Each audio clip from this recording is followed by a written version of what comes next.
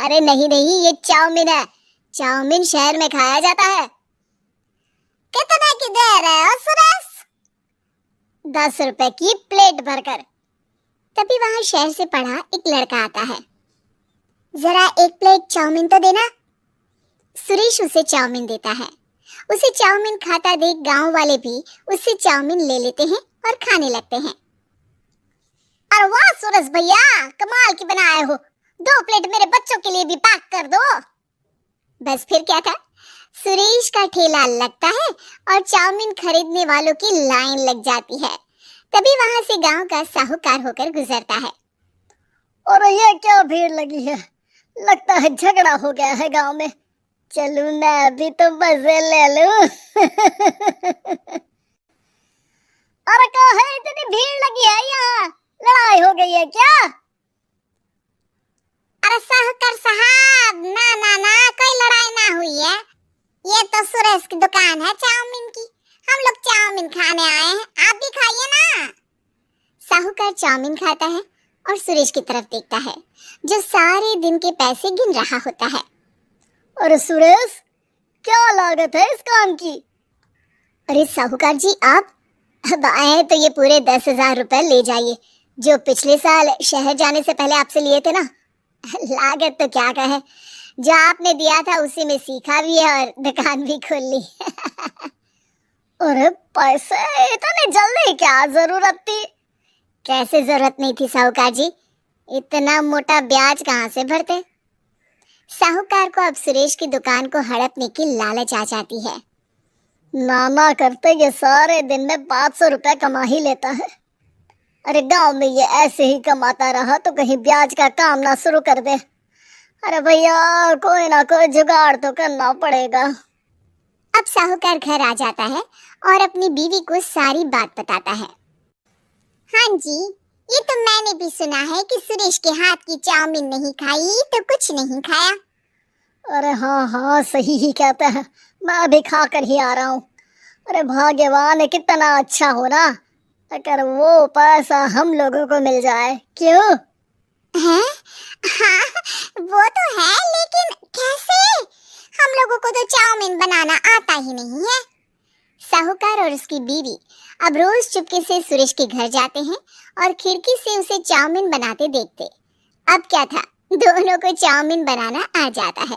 फिर एक रोज, और सुरेंद्र, तुझे साहूकारनी ने बुलाया था, बोल रही थी कि बेटे के जन्मदिन में 10 किलो चाउमीन का ऑर्डर देना है, बना दोगे ना? अरे हाँ हाँ साहूकार जी, मैं जरूर बना दूंगा। कब देना है घर में 10 किलो चाउमीन? अरे वो तो तू घर आकर बता कर लेना, मैं नहीं बता पाऊंगा। ठीक है, शाम को काम निपटा कर आ जाता हूँ। सुरेश साहूकार के घर जाता है, लेकिन वहाँ मियाँ बीवी मिलकर उसे बंधक बना लेते हैं।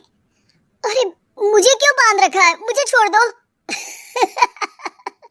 आज से तेरा ठेला मैं लगाऊंगा और बहुत सारे पैसे कमाऊंगा। साहूकार एक आदमी को सुरेश की निगरानी में लगा देता है और वहां से चला जाता है। अगले दिन, अरे साहूकार जी, आप कब से चाउमीन बेचने लगे और अपना ये सुरेश कहाँ गया? अरे वो तो शहर गया है, उसका कोई काम निकल आया था, बोल रहा था कि जब तक वो ना आए तब तक मैं ही उसके ठेले का काम कर दूं।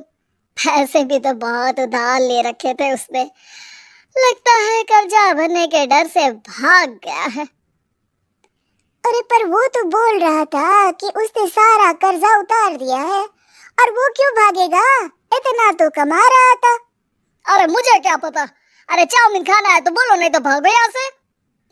अरे हाँ हाँ, दे दो दे दो, अब तो चाउमीन खाना पूरे गांव के लोगों के लिए आदत ही बन गया है, ना खाओ तो नींद ना आए। हाँ हाँ, तो लो और निकालो 50 रुपए। 50 रुपए क्यों? सुरेंद्र तो 10 रुपए में देता था। अरे वो पागल था, मैं थोड़ी ना हूँ। गांव वाले जिनको चाउमीन की लत लग गई थी वो करते भी क्या, दे दो और ये लो 50 रुपए। लेकिन फिर साहूकार उन लोगों को प्लेट में थोड़ी सी चाउमीन रख देता है। अरे ये क्या, पैसे 5 गुना ज्यादा और चाउमीन बस इतनी सी। अरे साहूकार साहब, भगवान से तो डरो। बस फिर क्या था, साहूकार की मन मर्जी चलने लग जाती है और गांव वाले करते भी क्या।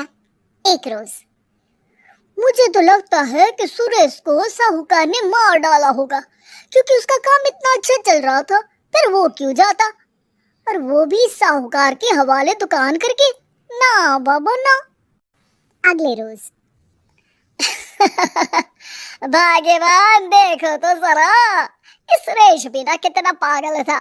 जिस काम से वो ज्यादा पैसे बना सकता था, उससे इतने कम पैसे छाप रहा था। 50 रुपए प्लेट में भी गांव वाले खूब खा रहे हैं चाउमीन।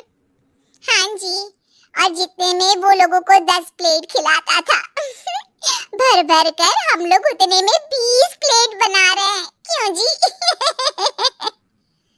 वहीं सुरेश रोज भगवान से मांगता कि बस एक बार वो किसी तरह वहां से निकलने में कामयाब हो जाए, लेकिन उसकी हर कोशिश नाकामयाब होती।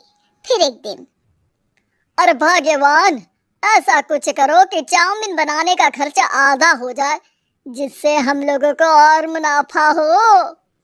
ना जी, मुझे तो कोई तरकीब ना सूझ रही। अरे सुनो, एक काम करते हैं, चाउमीन बनाने में जो सब्जी लगती है वो मंडी में लेने तुम देर रात चली जाना। तब तक वो सारी सड़ी गली सब्जी जो दुकानदार वहीं फेंक जाते हैं, वो उठाकर ले आना फ्री में अरे वाह जी वाह, आप तो बहुत समझदार हैं जी।